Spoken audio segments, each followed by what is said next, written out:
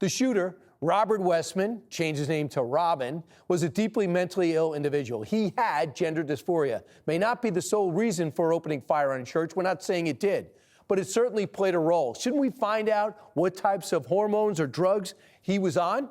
And to downplay it or ignore it entirely, to me, it's kind of dangerous when the facts are staring you right in the face, and we're still trying to put the puzzle together. Now, Pamela Garfield-Jaeger is the author of A Practical Response to Gender Distress and joins us now. So do you think that we should not be bringing up the trans element to this shooter? Oh, I certainly think we should be bringing that up.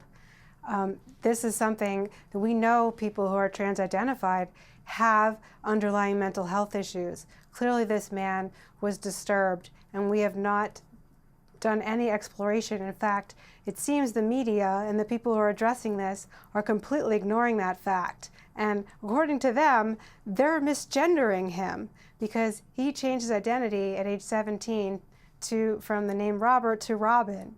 So I think that the public should know that they have been told that this is a care that's supposed to save lives, yet this is a man that has killed himself and shot at dozens of children under the care of gender affirming.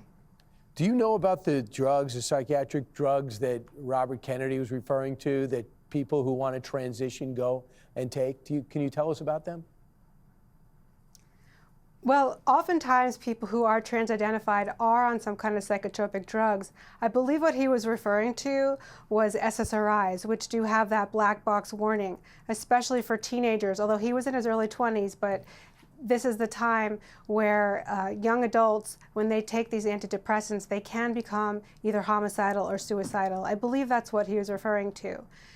So that we have that. And then people who usually are trans-identified are taking cross-sex hormones, which usually has a direct impact on that person's mood and mental state. Yeah, we don't know what this person was on, the shooter was on. We don't know. Yeah, so I'm not saying, but you just assume if they're going to go through this, and he also talked about regrets, that he wished he didn't do it. He wished he didn't brainwash himself. How unique is that regret aspect? Well, the people who believe in the transgender people, the trans activists, they'll say that that's very rare, that that's only 1%. However, we're hearing every single day from new people that express regret. We call them detransitioners.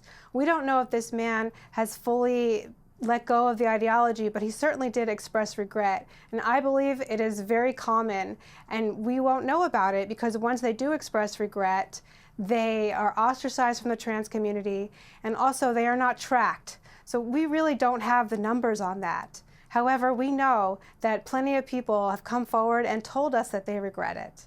Yeah, and by the way, do you think this is significant? In his writings, he said he would, if he went and transitioned back, if that indeed is possible, he would admit defeat.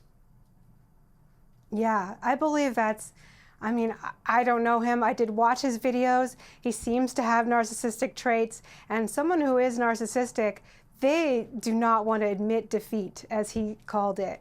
They have a strong ego, and I believe it has to do with that. But really anybody who goes through something and believes strongly that this is their entire identity and their entire worldview, it's earth-shattering to figure out that they've been lied to this entire time, especially as such a young person, and that they regret it. And for some reason, it all ended up, he thought the best thing for him to do would be kill children. It is so twisted, I can't even get my head around it. It's very twisted. Pamela, I can't understand it. Either can I. Pamela, thank you so much. Appreciate it. Who keeps sending... You're welcome.